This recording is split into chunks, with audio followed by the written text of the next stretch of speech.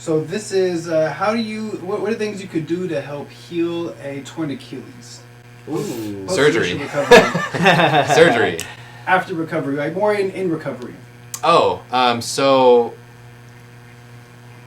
the thing with Achilles is because it's the tendon and it's not like a calf, it's not a muscle, it's a little different than like I tore my hamstring, you get stronger. You want to do things that affect the actual tendon strengthening, which is different. So like there's concentric and eccentric, which can kind of flow into whatever we were going to talk about anyways, but concentric is the activation of a muscle and making it shorter. Eccentric is using the muscle while it gets longer. So like for a bicep, for instance, am I in the frame? Yeah, you're Here. right. So this would be concentric. My bicep is being pulled in. Eccentric would be using it, so I'm slowing it down, but it's extending. So like you pump it up and then let it come down. That'll be the eccentric. Yep. And so eccentric is much more therapeutic. I use a lot more eccentric training in mine. It's usually just helps protect the muscle.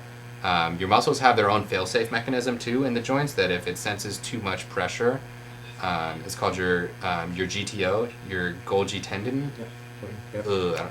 Is it organ? Okay. I was like, I'm pretty sure that was it. I know it's GTO, and it has like a fail-safe release mechanism to where if there's too much stress, that's why if you're carrying something heavy, you'll just drop it. Yeah.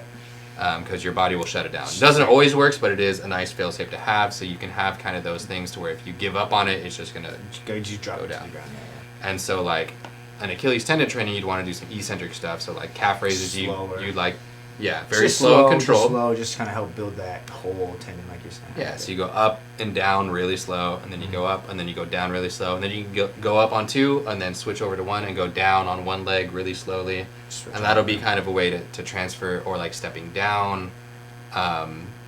Like stepping down while keeping your heel on the ground so that it lengthens that calf, lengthens that Achilles as you're using it. Yeah, so you're more just kind of keeping it towards just the stretch of the muscle rather of like, oh, I need to do 15 reps of this necessarily. Yes. You're just kind of just really stretching out, kind of relaxing it, and relaxing but working it out at the same time. Yeah, you want to use the muscle to where it's getting into a stretch, and you're slowly controlling it into that stretch.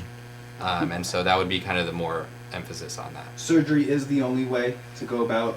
If you have a ruptured Achilles tendon, that thing ain't going back.